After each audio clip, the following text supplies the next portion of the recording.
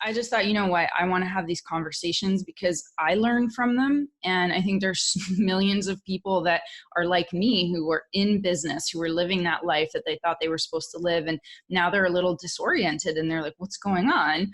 I feel different. I think the world is changing and I can't orient. So hopefully this can help them orient. Yeah, I love it. It's perfect. I love the intention and I love your commitment to it. So I'm excited to be a part of it. And I'm so happy that you asked me. So thank you. Yeah. I mean, you're doing so much since we last spoke, and, you know, we work together, and I definitely hope to get into that a little bit for people to know our connection, because I found you at a time in my process, which was around last October, where I felt like I hit a plateau in how far I was able to take myself in this, I call it unraveling, you know, this evolution. And we were connected and we worked together. And it was such a powerful time for me to get through what ended up being some really intense months, because with your conscious mind, you can't plan it, right? But we started working together right before I lost Barrington, right before that retreat that I was supposed to do completely fell apart, before the viral video hit. And you were with me through all of that, anchoring me. So I always think people come into your life for a reason. And you know, those months, my God, those were really intense months. So I think probably a good place to start would just be to describe, from you to describe, like, how do you describe yourself and what you do? Because I know what we did together and how you held space for me, but how do you describe that for somebody who's like, I don't know what you guys are talking about? Right. So there's the how I do things with the modalities, which I think most people lead with, you know. So if I were to go with that, you know, I'm a spiritual coach. I work with influencers, with celebrities, with leaders, thought leaders, and I'm also doing trance channeling work, speaking work. That's the how. Right. What do I really do when we lift up the hood? Every client is definitely different. But the one thing I see that's the commonality between each person that I'm working with, number one, they are on some sort of fast track, evolutionary, ascension, spiritual, metaphysical type path. They have already been introduced to it. They have had tools in it. There's an understanding of it. You know, they are aware that there's something going on the planet. There's an awakening happening, and maybe they're in 1 or 2 or 3 or 4 iterations of that already. So by the time they find me, they already have been introduced to spirituality and what that means, like maybe what that looks like for them. And it's about deepening that and helping them to navigate another iteration of what their spiritual awakening is bringing them. The second piece to kind of dovetail into that is, without a doubt, I seem to find people when they're in a place of, I know I'm meant for more. And that more it looks different for everyone. For some people, depending on what industry or career they have, it's like, I know I'm meant to impact more people, or I'm supposed to become more influential, I'm supposed to have more money, or I'm supposed to have more visibility, or I know I'm meant to hold more in terms of capacity. Like, I know that I'm meant for more, to stretch out and up the beingness of who they are and how they're showing up in their world and in the world. And typically what I find for people is, by the time they find me, kind of similar to what you and I had talked about initially, was all the things that I've done in the past to get me to that next level of fulfillment, of success, of joy, of abundance, of visibility, of leadership, whatever it may be, suddenly isn't working anymore. I feel like I've exhausted all of my resources, my tools, and I don't know how to get to the next level. And I know that I'm meant to go to another level. I know I'm meant for more.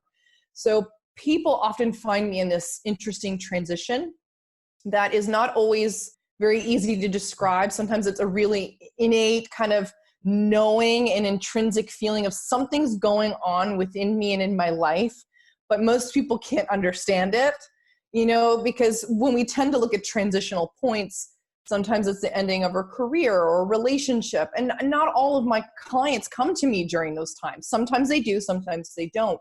But there's just this deep knowing that there's something going on. They can't quite put their finger on it. And they know that they need support from getting to like A to C, and B is the gap. B is the gap of what is the process? What is it that needs to happen or circulate new energy around, or what do I need to learn or be guided into or embody or ascend into to be able to get to that next level? So very simply put, there's transitions, there's juncture points within a client or a potential client's journey where they're like, I know that I can't keep doing what I've been doing anymore. I've tried all the things that used to work. The prayers aren't working. Maybe the meditation, the yoga class isn't working. I've been going to all these psychics and these people. I'm reading my astrology charts, right? And it's like, yeah. What the hell is happening here? And how do I get there? And it's just this beautiful connection and collaboration that I call it with clients, where we come together as a team and collaborate to help you to become more aligned and set a new foundation of what that next version of you and whatever it is that you're creating and cultivating and desiring to build or have for yourself supports that. Yeah. Right. Yeah. Like really supports that, because that old foundation, maybe parts of it might be able to go along for that journey in the gap, right? Mm-hmm. But not all parts of you can. And so we need to dissolve, dismantle, release, let go, destroy sometimes parts of the foundation, which have been like the security or the comfort, in order for something way more resonant and aligned to show up and be embodied within you to support where you're going.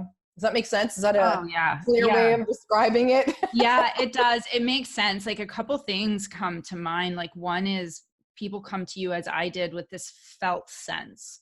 And it has, to me anyways, and we can talk about this because I think you're such a great example of somebody who gets it on a very practical level, but also a very mystical level, because there's still some stigma around spirituality, that word. Like I know I had it, but I couldn't, and I'd never ignored the fact that I was going through some kind of a process I had never been through before. And once I got over the idea in my head, right, which is mostly that's what's holding us back, and I really felt into it, I was like, this is something else. And it's all about the feelings, like feeling them and processing them and putting words to them.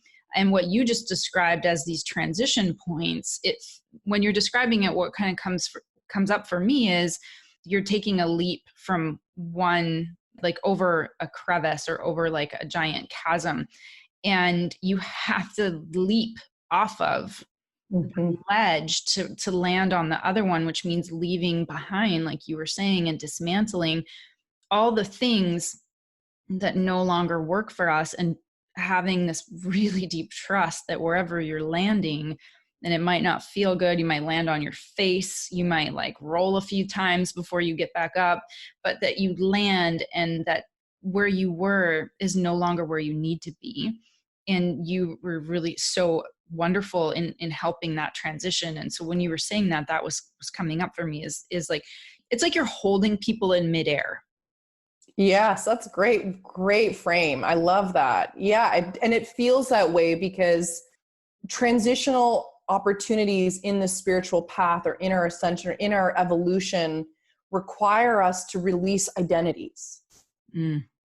Right. I mean, that's like one of the scariest things. Yes, we might be required to release things outside of us, but most of us are most afraid, from what I've discovered, even in my own journey, is releasing identities. And identities are enmeshed in our beliefs, in our limitations, in our fears, as well as all of the identities to what we know we're meant for, or meant to bring in or to create. So when you're in midair and you are being forced through this spiritual journey to let go of an identity or many identities, it's a really scary place to be, because it's like you're bottoming out, really. That's what it feels like, that there's a process in which we're dying.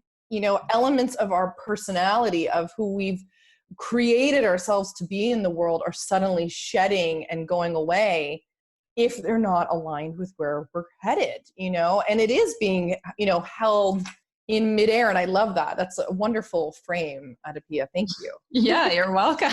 It's like what actually it's funny because I remember we worked on this a little bit, like this whole idea of being intuitive, because when we worked a little bit and talked about being intuitive, and I was like, well, no, you're like the expert, like you're the channeler, like you're intuitive, you know, and I'm not. And then we did like a little exercise where you asked me to just feel into what I was feeling. And I think I remember it was like I felt something around my head and you had a headache. And so I've been like working on this and like feeling an energy or like trusting what comes into my field when I'm speaking to someone else.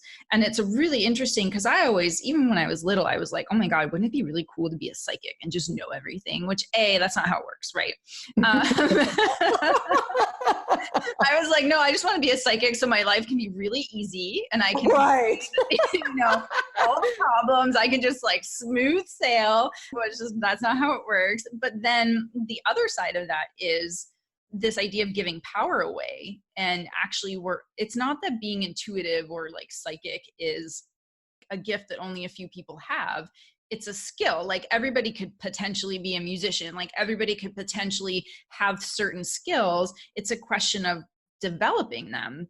So what do you think about that? And can you talk about your journey? Like when did you start knowing that you could sense and feel and however you intuit the world, and talk a little bit about how intuition is really something we all have. I love that. And I love that you began with this piece around giving our power away to people who are in these quote unquote expert positions, which nauseates me, to be quite honest with you. And definitely a paradigm in the personal and spiritual developmental world that I think we're stepping away from. Because this work is meant to help you become an authority. This work is meant to develop you and empower you to be your most fully expressed, authentic, intuitive, you know, magnificent self, really, at the end of the day. And I do believe that intuition, and it's going to show up differently for everybody. You know, my journey started at a very young age with intuition, and I kind of just had this knowing and this feeling based sense in my body and just in my mind about certain things. We call it vibes. So I would have vibes as a kid around certain, you know, classmates or things happening in my life, and they would be eerily accurate. And my first introduction actually with intuition as a kid was that it was kind of a scary thing because it didn't always predict great things happening. At the time, it was like showing me caution or potentially dangerous things or things that would disappoint me or hurt me. So, and I had no, you know, knowledge or understanding of what was happening. I didn't go and talk to my parents. I didn't go and talk to the kids in the playground. All I knew is that for me, I knew things about people and about my life and about situations. And people would come to me and they would ask for advice. They would just naturally open up, and I would have some sort of piece of advice or my opinion, and it would just really resonate with them. And they'd be like, wow, how do you know these things? And I'd be like, I don't know how I know these things. So it started off as a young child, these intuitive abilities. And my, you know, thing is, for a lot of people, I think before we're really developed, you know, we're developing our brains for quite some time. I think it's like up to 19 or even 22 years of age. I don't know if obviously it slows down. We're most programmed from 8 and under, you know, with our brain developing. But the brain is like plastic, right? It can be molded, you know, we get to change it and shape it, and we get to deconstruct and let go of old experiences and program it with ones that we really do want to have. I think intuition, if we really can recall from the time we were a young age, we were all tapped in at a very young age. We just didn't have words to describe it, I think. You know, this is just my opinion. This is in my opinion, okay? Yeah. I think that most of us were very intuitive in some way, and intuition can show up in the body, it can show up in vision, it can show up in hearing things, it can be showing up in just like having this deep knowing or thoughts, or, you know, it can show up in a variety of ways. And when we're children, we're so open, and what closes intuition down is our disconnect to our bodies, our disconnect to our emotions, and all of the programming that's just conditioned into us as we get older, as we become teenagers and adults, and et cetera, et cetera. So we lose touch with the part of ourselves that is tapped in. So I think it is something that can be developed if there's enough desire to allow your spiritual side to begin to open the way it needs to open for you. Your journey or your gifts around intuition may not look like mine or like yours, Adapia's, or anybody's, but it doesn't make it less than or better than or worse than or anything like that. So I think there's this like big misconception that there's like certain people who are born with it and who aren't. I do believe that there are certain people, and this could be true about my path, that are meant to use their gifts in this way to help other people. And so maybe there is a journey where it is strengthening, or there's a devotion or dedication to the development of it in a way that is different from maybe the average person who may not have to work with their intuition in a professional sense to help people. However, that doesn't mean that they're without it. Right. Yeah. So do you know what I mean? So the journey, I mean, the voice came in guiding me into the entertainment industry at 14.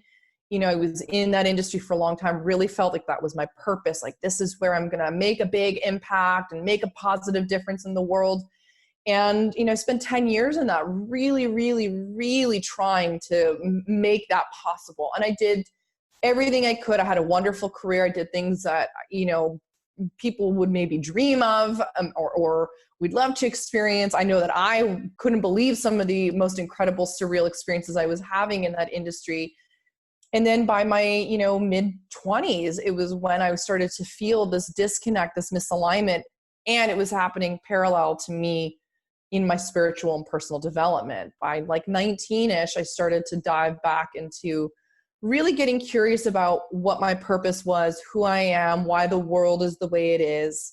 Mm-hmm. And that caused me to start going down the rabbit hole of the law of attraction, landmark, Louise Hay, Norman Vincent Peale, conspiracy theories, you know, you name it, I was kind of diving into it. And it wasn't until I was 23 when a life coach that was hired by my manager, who was managing me as a solo artist, as a singer, came in and basically said to me, like, I don't think you're cut out for this anymore, because he could sense my passion was waning and wasn't as devoted to the craft that I was, you know, involved in. The passion was dying, basically. Mm-hmm. I basically resisted what he said, even though I knew intuitively, like, it was time to move, but it was the manifestation of a virus all over my face as I was set to go to LA to meet with agents at 24 that really woke me up. And it was another part of my awakening of, you're going in the wrong direction. This is not aligned for you anymore.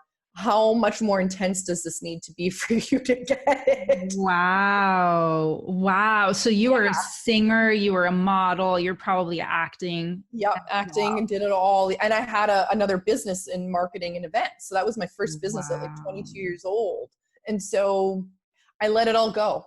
You know, after that I got it and I let it all go. And I allowed myself to live into what was next. I spent the next year really on a soul search of, what am I here to do? Who am I here to be? I really thought that all of these gifts that I had cultivated and this development really was going to go somewhere, but I didn't know what. And so I humbled myself and tried to figure it out and took all kinds of odd ends, jobs, things like that to pay the bills. And finally, about a year after that happened, I let everything go. The voice came back and said, you are here to help people. And the things that you've been most passionate about, that you've dove into, are where you're meant to share your gifts. And that's where I started my business. It's like 11 years almost that I've been doing the healing work, the coaching work, you know, the transformational work. I taught yoga, I taught meditation, et cetera, et cetera. And then I got to California almost 5 years ago and brought the work into Hollywood. So it's been a wild ride, but it's been constant following and listening to the, not just intuition, but to just the guidance of source, of God, meeting me where I need to and getting out of the frickin' way. Yeah, that's a term that gets used a lot. There's like a couple things that I wanted to touch on. One is I also started diving into things when I was 19 after like being completely destroyed by this boy that I was like, he was like my boyfriend, like so in love with him. And he just like destroyed me, like, cause I pegged my entire self-worth on him. And I remember finding this book in my living room, and I think it was called like How to Be Happy. And there was these little cartoon characters on it. And I have no idea where the book came from. Maybe it was my roommates, maybe Jill, maybe it was yours. I don't know. But there's this little book and I started reading it. And then the next book I bought was How to Win Friends and Influence People. Right. And I started going a little bit down the path. Now mine, is very, very different. But what's interesting that when you said 19, I was like, oh, wow, me too. And then, I'd love for you to talk about, because I love this story of yours. So I know for everyone, the past couple of years has been potentially like really upending. I know it has for me. I know it has for you. You've gone through a lot and you've been sharing that a lot. What you just described, you said, now you're in Hollywood. I would love for you to talk about that, because what's interesting is you started in entertainment. You said you knew you were going to be in entertainment. And now you are in a really big way, but it's not the way you thought. And that's such a speaking to that. We don't know what it looks like, but if we follow the guidance and the intention and get out of the way, then we get there. So, I mean, like the fact that you're in it again and what you've been through for the past couple of years and finding it, and what does letting it go mean, and how did it lead to finding yourself where you are now? Yeah. Oh, I know. I'm actually just so flabbergasted at times at how everything is orchestrated. And I think we have to realize as human beings, this is really hard for the ego, that we don't know anything. We really don't know very much. We only know what's in the realm of what's here and now, really. We don't have anything beyond the present moment. And it's a very cliche spiritual thing to say, oh, you're only existing in the present moment. You have to be here and now. But going through this journey to be able to guide others the way I've been guiding them, the way that God and, Source has been showing me I need to show up for others and guide them in the ways that I'm doing, has been a tremendously difficult and arduous and turbulent and intense and magnificent, beautiful journey. And the letting go piece comes up over and over again. I mean, I'm currently in another one of those letting go experiences at a time where I wouldn't have even imagined it. And letting go is, I always look at it's like the shamanic death cycle. Like you'll hear this when we say death cycle, for many people that might be a new term where they simply associate death with the passing or the transitioning on of a loved one or somebody in physical to spirit form. What I'm talking about is more in shamanic terms of the shamanic death is like the identity, the ego death. It's the death of what has been so that the rebirth and the renewal can come through of new energy and a new chapter, a new beginning. And when you're on the spiritual path, if you are somebody who's on this path, you have to get used to doing it over and over and over and over and over and over and over again. I mean, the only thing that is constant is change, is transitions. And for me, the last couple years when I came here, I mean, I got told probably about 5-6 years ago I was in an office. So I used to have an office with my clients, and the voice came in again of God saying, you're done with this type of iteration of your work, seeing people in the office doing it this way. You are meant to take your work and bring it into Hollywood. You are meant to work with people who are in this realm. Because for years I was like, well, I don't understand what the hell the point of 10 years of that industry was, to go what looked like in my mind, right? Like, this is what we don't know anything, right? I'm doing something dramatically different, has nothing to do with Hollywood, quote unquote, right? It's like I am in a totally different realm. And I didn't see how the pieces to this puzzle would come together. And the voice came through for me, and that might not be for everybody, but for me, it came through and said, you need to shift in this direction. Well, little did I know, here I am, I'm in Toronto, I'm in this, township called Richmond Hill. If anybody's listening from back home, hello. you know, here I'm in Richmond Hill, and some of my former clients will know it was a great office. There I am thinking, how the heck is that going to happen? I don't have connections to this industry anymore. I let it go. I'm living in Toronto. I'm not in LA. I don't have a citizenship. I don't have a green card. I don't have anything on the horizon. Well, my husband, well, now husband, came into my life and was American. And I always intuitively knew I would marry an American. And, you know, obviously our connection developed. I didn't have the attachment to California and all of it the way I used to. So there was a detachment, a letting go of California being my home or the United States potentially being my home. I literally let it all go, and I accepted that my life would be built where it was. And then when Jeffrey came into the picture, you know, we developed our relationship, and he was also a lifestyle entrepreneur or whatever. I hate that term, but nomadic, if you want to put it. There's so many terms like that. Oh gosh. You know, so he was a coach and he could work from anywhere, mobile lifestyle. And so I, you know, just said, hey, what would it look like? One of us is going to have to move at some point. Could we explore the idea of moving and being in California together at some point? And he was on board with that. And then we got married, and I, you know, live in California and have my life here. And when we got here, I still didn't see how all the Hollywood piece would meet up. And a couple of years ago, very unexpectedly, I started to trance channel.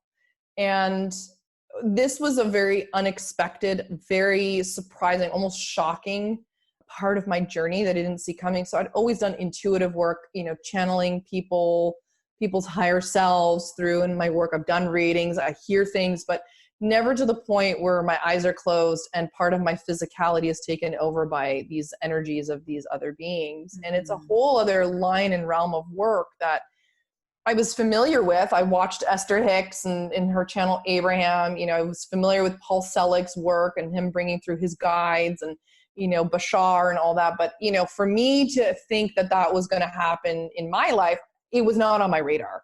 And it happened. It happened very unexpectedly. And the last couple of years since stepping into that work have been a whole other level of surrender and letting go of parts of my business, iterations of it, letting go of identities, letting go of a lot of, you know, humiliation around that piece, letting go of how I think the path should go.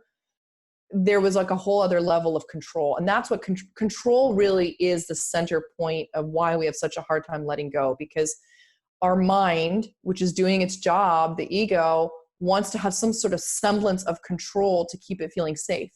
Mm-hmm. And so if you're on this journey, you know, what I've learned and what I can share here is that the safety is not based on your mind. It's based on your connection to source, to God, to your mighty I am presence, to your higher self. It's based on your connection to grounding that into earth.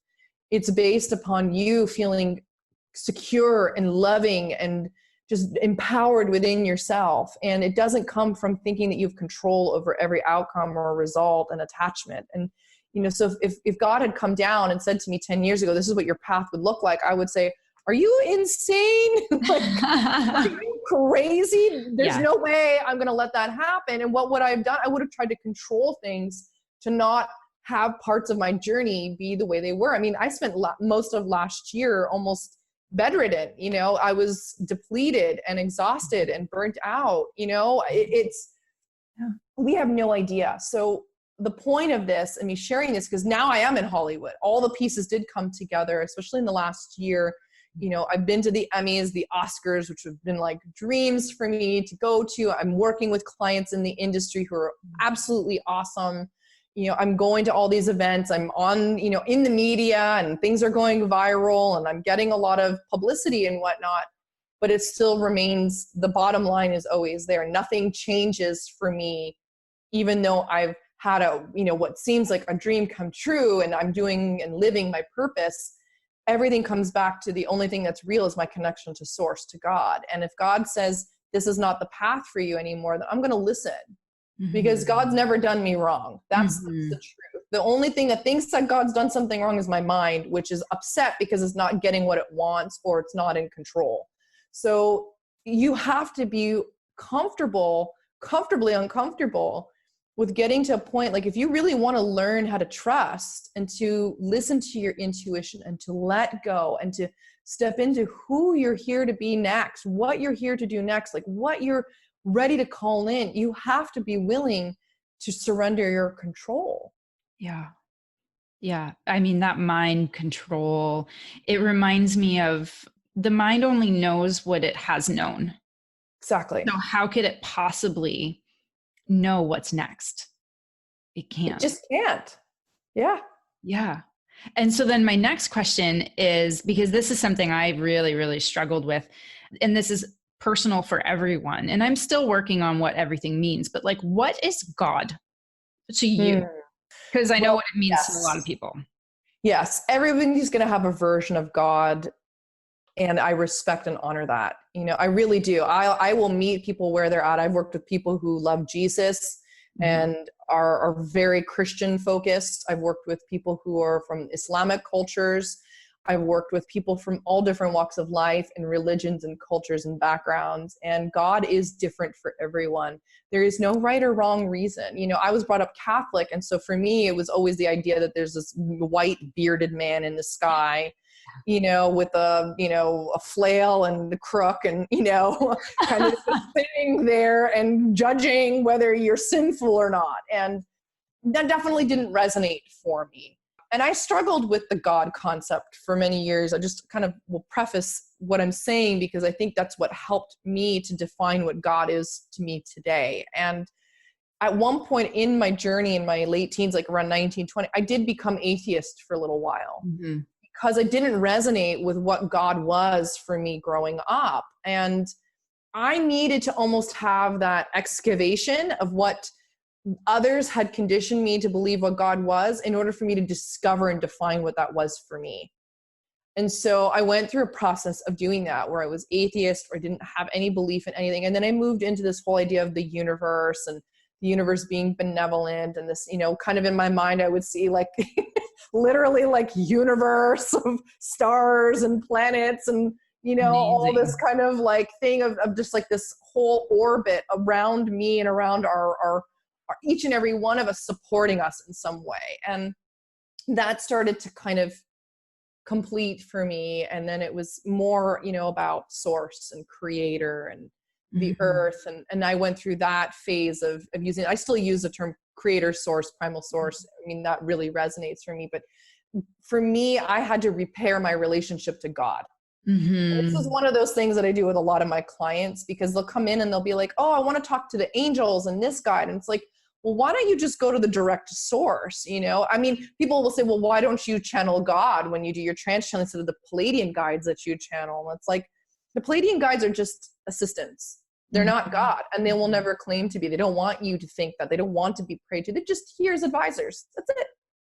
My main source is not them. It's always going to God and my higher self. And God for me is the omnipresent, omniscient, omnipotent, universal creator of all life force, life energy, life giving, the orchestration of all that is in what we believe to be 3D tangible form. You know, it's the overseeing of everything and everyone on this planet in my life. And it's more, not so much a being as it is a presence and an energy for me that is all loving, that is, you know, all encompassing. And when I say all loving, I don't mean like all the feel good feelings all the time, you know, that we think.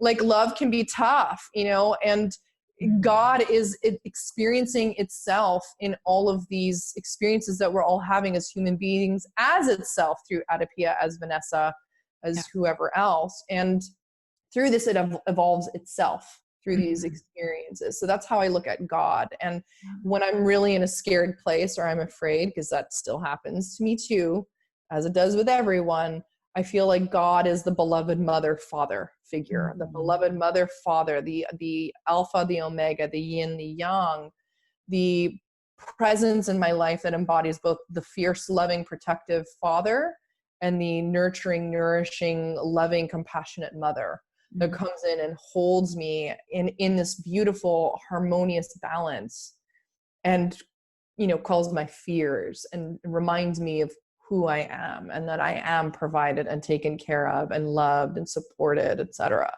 Right. Yeah. Yeah. It's interesting because it's personal, right? Like how you feel it is personal, and yet it in and of itself is impersonal. So it's not a personal, it's not the bearded man, and, it's not Osiris, it's, whatever the gods are. Like those are also energies as I'm learning to understand them or make sense to me. And it's like this, like you said, it's like this all pervading, pervasive, like force and energy. It's almost like the thing that holds everything together. And it's not personal. It's not judging. It's not a judging force. And even this idea of love, because this is one that I've been trying to, obviously with my mind, mostly trying to figure out, which is not how it works. It feels in my heart correct when you say love in the way we use the word love, the feel good stuff, but that's not exactly what love is. To me, it's almost like love is the fact of existence. It's the fact that everything endures, not from the victim stance of like, oh my gosh, how much do I have to put up with? I have to endure another, round of like, I don't know, purging or whatever, like another chaos cycle, but like to endure as in I'm here to stay. And I'm always going to be here. It's like the sky behind the clouds, and love being that thing that is behind everything. But it doesn't mean, as you said, that it feels good. And I think that that's a challenge for people who are on a spiritual or awakening path, is that we all want to get over the bad feeling stuff really fast. Like, can we get over this like right now and get to love? Can we get to love and high vibrations and just stay there? Right. But it's not really like that. No. And that's a level of spiritual development. And I think, what I've learned, I've studied with some of my mentors integral theory and spiral dynamics. I won't get into all of that, but I'm fascinated by it because there are tiers of different levels of consciousness and tiers of development. And, there was a time in my own development spiritually where I thought, yeah, let me clear all this negative stuff out so that I can feel good all the time. And it's like, no, that's not how it works.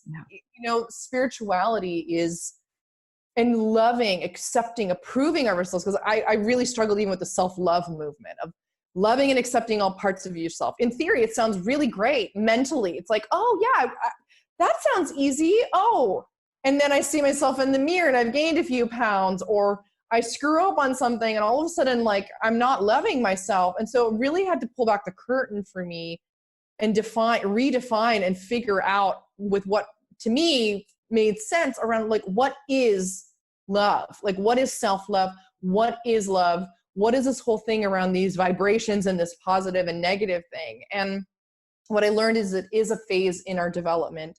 It is not the end all or be all.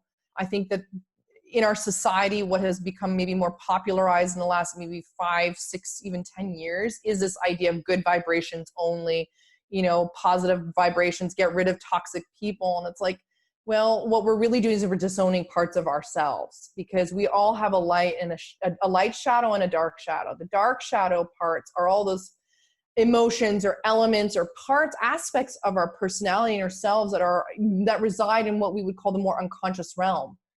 We don't act from these places all the time, but it still exists in us. Are we capable of hurting or harming another being or animal or insect? Of course we are. We don't always act from that, but to disown it and say that it doesn't exist within us and to get rid of it is basically saying that this part of me that is also a part of God and God's experience doesn't belong here. And I need to reject it and get rid of it, which ends up actually causing more resistance. And there's like an internal conflict to not face those things, or we create it in our relationships. We start to attract people based on what we're repelling or disowning within ourselves. And the same thing with light shadows, what we see in others as magnificent, where we give our power away. It's parts of us that we haven't claimed or developed or owned within ourselves. So that's another stage of spiritual development as well, because what I've also learned is that is all true, and it's not always the thing either. We're not always reflections of each other. We're not. So there's tiers. So what I'm trying to say is there's tiers of the development that happens that we have to go through. And I think that is a great If somebody is at that place, there's no judgment around that. It's perfect. Right.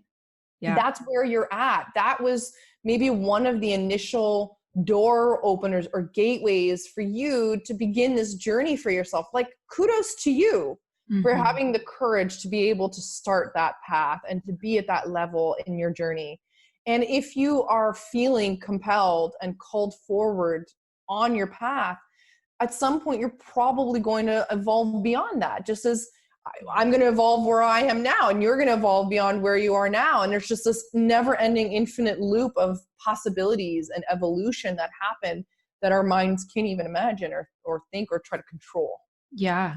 Oh yeah. And like you were saying before, this, light shadow and good shadow, I know that I experienced that, and you were like by my side with the viral video, because the comments, whether good or bad, because now that like 6 months has gone by, it's like 1,000 to 1 good.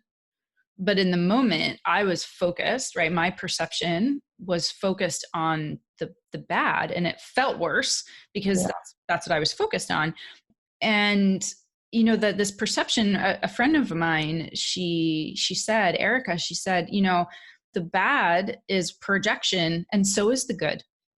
Which is similar to what you said. And it's such a hard practice, I think, for most people. And it's still really hard for me, like this practice of neutrality or objective, because sometimes I've intellectualized that as, well, does that mean that I have to be emotionless? Like, what's the difference between being objective about something and not like jumping in, getting caught up in the emotions, and still having the emotional part of us? Because in the very beginning, you talked about this, and we dissociate from our emotions. So where's that balance between not getting emotional about something, but yet still having the emotions that make us human? That makes sense. Right. Absolutely. I mean, this is a part I feel in my own journey in the last couple of years, which is why I actually don't resonate with a lot of the spiritual community either all the time. We're human. We came here to have emotions. So we're not here to bypass emotions or to pretend like we don't have them, because in the spiritual world, we need to check off a box that says, I'm neutral. Yeah. I've graduated. It doesn't work that way. So what I have found to this point in my own development and with clients that has really worked is when you get triggered, okay? And this is a very, buzzword in development, right? Triggered. So triggered meaning there's an emotional reaction. There's a reaction, reactivity to something that's happening within or outside of yourself. It could be in a relationship. It could be with a circumstance or experience you're having or a memory. Something arouses an emotional response, a felt sense moving through you. It could be a happy, joyous, emotion. But typically when we're talking about this level of reactivity, we're talking about something that is maybe more unpleasant. Anger, rage, sadness, grief, guilt, shame, the list could go on. So I'm always an advocate that you cannot bypass what you're feeling. I think you have to give yourself permission to be in that reactivity, but you also have to have boundaries around it. So what tends to happen is two things. A person depending on where they are in their awareness and how embodied they are, how much they've been doing this work, will either pretend like they're not feeling anything because they're afraid and they need to be positive and kind of repress it, or they'll repress it and pretend that there's nothing there because they've been taught that you shouldn't feel those things. And we see this a lot for, men in our culture typically, where they're told as a young child, don't cry. So if a man's emotional and feels sad, he's been taught over a course of a lifetime to hide his emotions. And I'm not talking about all men. I'm just saying this is like a general concept. Now, the most important element in this, and this is a tip for everybody who's listening, is can you give yourself permission to actually allow yourself to feel the raw emotion that's coming through? Now, the key word is raw.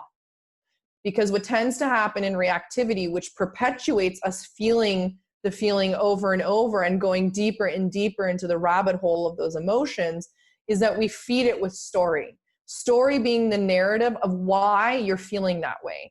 Typically, that is built and held, the foundation of that is around survival mechanisms. It's survival. It's also a feeling of victim and blame. So it's a certain kind of vibration that's holding those stories, those narratives together. And if the story that you have of why is this happening to me? I can't believe that person did that to me. How dare they do that? Or that person left me. And, you know, when we go into victim or blame and we're feeding it with this like scarcity survival kind of mechanism of I'm alone, I'm unsupported, how dare this happen to me? What happens is we feed that emotion. So the emotions don't typically exist unless there's some sort of story or belief or something attached to it. So the emotion in the body just wants to be released. It just needs to be felt, and it needs to be felt fully and through so that it can come up. But if we're feeding it with narrative, which tends to happen, then we stay stuck in that emotion and we stay stuck in the story, and we feel disempowered. It's very hard to find love and acceptance, to find solutions, to feel in our power again. So step one is if you get triggered and you have some sort of emotion coming up, feel the raw emotion fully. That means trying your best, doing your best to just stop the story that's feeding it.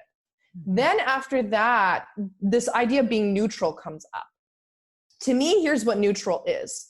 Neutral is responsive. It's responsiveness. So neutrality, when we get to this place where there's no emotion, like we just feel like I'm not happy, I'm not overjoyed, but I'm not feeling that emotion that I was feeling anymore. I'm kind of just there. I'm just neutral. And neutral offers you the opportunity to step into responsiveness. So there's reactionary behavior and then there's responsiveness. And responsiveness allows us to be an observer. So you hear a lot in spiritual development, the observation, like the part that is not the personality, but the part behind the personality. You can call it a higher self or the watcher, the seer of everything happening. And it doesn't have an attachment to anything. It's pretty neutral. It has the ability to look at things and see them for what they are. And this takes time to develop, so this doesn't happen overnight, but you can have this ability to be neutral and be responsive. And it's from that space of being detached, observing what's happening versus being the reactionary individual personality ego that's upset. And that part of you has the ability to find solutions. So you get to do the inner work around it from neutral. So neutral is like step two, observing, being responsive. How is this supporting me? How has this been serving me? What am I here to learn from this experience? What is this relational dynamic telling me or teaching me about myself? What in me may have been the creator of bringing some of this into my reality? You know, what is source? What is God trying to show me through this? What are the gifts in this? So I'm just giving you some examples of some, you know, empowering questions that you can ask when you're no longer in that reactive emotional space. And it's from there that you can do the inner work to get to this place of then getting the solutions, working through why it may have come up for you. And then you can choose something different from that place. Then you can choose joy. Then you can choose, you know, to stay neutral. Then you can choose love, or you can choose forgiveness. But you cannot get there unless you've felt in your human body the emotions, because they're going to stay trapped in the cells. It's going to stay trapped in the fascial tissue in the body. They don't just disappear because you're not thinking about it anymore. You pushed it away. Then you do the observational, the neutral point. Once that raw emotion's felt, then you do the head work, the internal work, the spiritual work, and then you'll have a different outcome or a different result. And that's where you can choose to experience your life or make different choices moving forward for yourself from a much more empowered and self-aware place. Does that make sense to kind of take you through? I know it kind of did a little roundabout. No, but everything's round, right? It's not it's not linear. Like the mind loves it to be linear. It you know, it is. And it's this constant like going back around. So it's like, okay, you might feel the emotion first, or you might have the thought first. I mean, who knows? But you know, it's definitely like, notice that there's an emotion there, acknowledge the emotion. This is what it kind of sounds like to me. Feel it. Hardest thing in the world ever is like really, really feel it without thinking about it. And then once you've felt it, and it does shift in your body, you do feel a shift in your body, and then bring the mind as a tool to Yes. to ask some of those questions. So the self-inquiry, which is something, you know, I'm like super passionate about, I do it all the time, is like bringing the self-inquiry into it and asking the right kinds of questions, not victim villain questions, like who's to blame, why am I a victim, like the usual thing that the mind does to stay in its what it considers safe. And then coming back around, and this whole time you're actually in your body, because you need to Yes. feel the emotion in your body, not think about the emotion in your head, which was my whole life up until a couple of years ago when I figured that part out. Of you have to be in the body, as in you have to allow yourself to feel it. And if like crying means like you're screaming, or like you have to like shiver it out, or you have to like dance it out, like it and it moves, because emotion is energy. And now you mentioned this, and I'm fascinated by this stuff, and we probably don't have time to dive into it, but the science, quantum science, neurobiology that shows that emotion literally is in your tissue. It's in your cells and it's in your DNA, which means that on a different level, a lot of what we might be feeling or believing is not actually ours. Yeah. Yeah. I mean, and when we enter this path, I believe that there's people who are chosen in our lineage, just to kind of dovetail off of that, Mm-hmm. to clear out all of the ancestral, the DNA, and the emotions that aren't even ours, to get the tools to be able to work through that, to help empower the lineage and the energetics, the epigenetics of where we've come from and where our lineage is going. And I love that. And there is so much science now to back it up. I don't talk from such a scientific background, but I do understand it and I respect it. And I am very practical. I like to make these things practical and accessible for people, because we are having a human experience. Yeah. We are meant to, you know, have the science and the spiritual come together. We are meant to have the emotions. We are meant to have good days and bad days. And, you know, spirituality doesn't mean getting rid of all of those things. In fact, it means that you have more of the ability to hold all that's coming up in your life, to be with all of it, to work through it from a dynamic and self-aware and empowered place, to know that if it's placed here right now, there's a reason for it. Whether it's you clearing something out on your mom's side of your family, or you need to learn this on a soul level because you've had, if you believe in incarnation, hundreds of lifetimes to finally get it, and this is the opportunity. Or it's just simply like you're playing a thing out, even for somebody, another brother, sister, soul in front of you that needs to have the experience of what you're going through. Like, we all are here having this human experience, spiritual beings having this human experience, but at the end of the day, we're still human. We're still going to have a wide spectrum of emotions and days and thoughts and experiences with one another. And we're all supporting each other in that evolution, but we're not seeing it that way. Right. Right. And that's the shift. That's the shift of how can this human experience not only help me to evolve spiritually, but also help me to have a more fulfilling human experience, right, where it is so much more robust in every way. Like, the depth that I can feel, it also means I have the depth and the height to feel even more joy. Like, the ability for me to be able to be with that sadness and that grief also increases my capacity to hold more joy and love in my being. Like, wow, it's so miraculous that we have this opportunity as human beings to experience the plethora of emotions and experiences and relationships with one another, to evolve our species forward in consciousness. Yeah. And it the word that keeps coming up is multidimensional. When you hear that word, it's not some like mystical weird thing. We are multidimensional, even just from the perspective of thoughts and emotions, which is why we need to engage the mind, the left brain, because in some ways you might be able to see the spiritual side of us as the right brain. There's like, you know, in the science, on the science side, but to me, it's been my experience, because I have such an active like left brain, like the linear mind and the analytical side. It's like giving a dog a bone to chew on. So like, give it something to chew on and bring it on side. And then your right brain, your spatial brain, your creative brain gets its space to open, because the left side is over here. It's busy with the data and the information. And it's saying, okay, I think I can get on board with this. It's almost like it's like we know you're putting yourself together and you're allowing all parts of you to get along. Right. So that, like you said, so this embodied, integrated person that is going to experience everything more deeply, whatever that is. And at least for me, the world, even in its craziness, makes more sense than it ever has.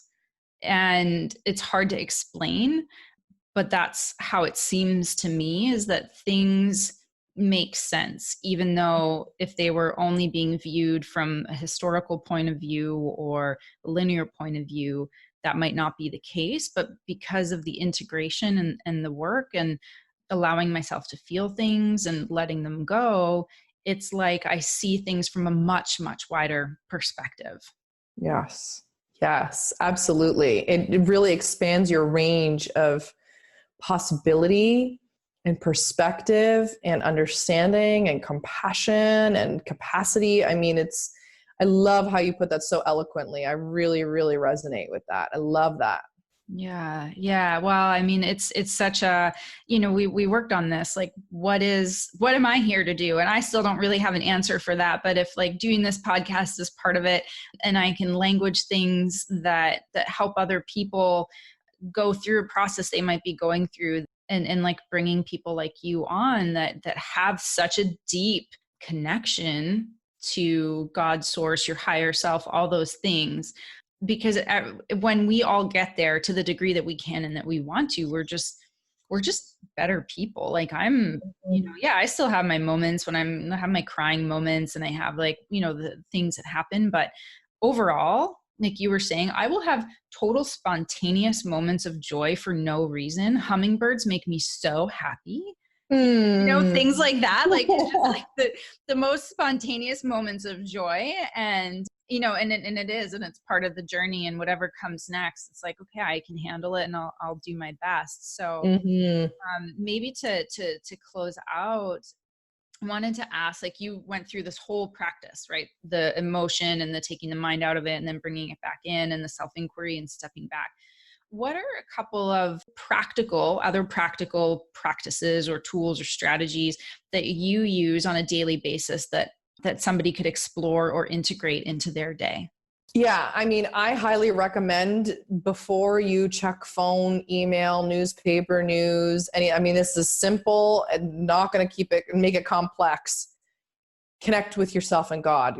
Develop a morning practice and even an evening practice where it encompasses mind, body, spirit, maybe even energy, if you're tuned into that. And you create options. You can make lists of what would be really good to help my mind feel centered. So for an example, that might be prayer, could be affirmation, it could be making calls, it could be making declarations, it could be stating gratitude, it could be journaling. Body, what would be helpful for my body to get online and to feel invigorated and alive? Maybe it's going to the gym or yoga or stretching or going for a morning walk and doing some prayers while you walk. I do that a lot, actually. And then, soul. These are all encompassing that. Maybe it is like meditation, and it is going inward, and it's taking 5-10 minutes just to breathe and just be with your soul and connect to that part of you, and maybe listen and tune into your intuition and set an intention for your day. Set an intention for how you want the energy around you and in you to be directed that day. So an intention is, my intention for today is to embody my authenticity and my fullest expression. My intention is to have the energy around these calls go smooth, that I finish my calls on time, that I get to this appointment in the most efficient way. My intention is that I have joy and I'm present with my children or my spouse or the people in my life, or I love myself today, that I actually look at myself and feel beautiful in my own skin. I'm just giving examples, throwing them out there, but I really feel like if you can get a 10, 15, 20, 30 minute, if you've got more time, then great. Most people don't, opportunity in the morning before all the craziness of the day starts to unfold, create some time for you, because that will do wonders for the rest of your day. And it helps you to also become more responsive So when we are more connected and centered to ourselves and feeling grounded and uplifted, we also have more of the capacity to be less reactive to things not going our way or going well in our day. And we can slip more into that responsiveness. We have more of the ability, like where there's more time for us to slow down and be more self-aware and just dialed into what the moment is asking for us, versus if we kind of just start our day programming with email and all the stuff that we were already connected to the outside world. So the most simplest thing I can say is connect to yourself before your feet touch the ground, or in the first, hour of your day. Really make it about you and doing something for you, because it will make a big difference, not just in that day, but long term. You really will. You will notice a difference. Yeah. Yeah. And it's beautiful. What I loved about what you said is that you didn't say everybody should do meditation, right? Like the prescribed thing, because I know my practice changes all the time. It just depends on how I feel, but it's always about connecting to myself. And when I started doing that, well, I also don't sleep with my phone in my room. Either. So yeah, I just don't do that.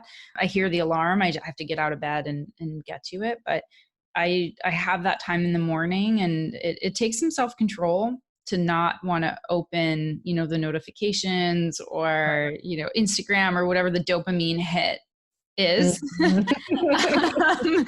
And just to, just to like move away and just stay in a really quiet space and connect with myself. And sometimes actually, like this morning, it meant reading. Like I felt like I wanted to read some stuff that I was doing some research on. And so I did that, and I didn't judge myself for like, popping open my laptop, because that's where this thing was that I wanted to read, and I still meditated. So I really appreciate I appreciate you. I mean, you know how much I appreciate you. And the wisdom that you bring in terms also of dissecting for people and making it okay to not have to follow a prescribed path. Like you're not selling this prescribed path, this 10-step method, this linear program. Let's say you're really giving everyone permission to be themselves in every moment, and inviting a sense of awareness to deepening that relationship with themselves. So I really thank you so much. Thank you. I really that reflection means so much. And I so deeply appreciate you and your ability to create a container and space like this for us to have this level of conversation, and just your commitment and your devotion to your path, and to be able to do this for others, bring this to others. I mean, you said before, I still don't know what I'm doing. And I say, you're doing it. Right. Your mind just thinks it has to look a certain way. You're doing it. Like, what a gift that this is, that you are bringing this to the world and sharing your wisdom as well. And I'm just so grateful that we had the chance to do this today and to have this conversation. And my intention is that it provides real practical value for those who are listening to this, and that they get something that speaks to them, and they really get something from it for themselves, and you're right, there is no one path. And and that's been my kryptonite in this work too, is, oh, Vanessa, you need to have a 10-step formula and like market it this. And I'm like, yeah, that doesn't work for me, because this work is not meant to be that way. It's not meant to be boxed. It's not meant to be a one size fits all. Just as human beings, we are not a one size fits all. We're not this binary, programmed, all of us need to look and feel and be the certain way. Like, so this work can't be either. You cannot put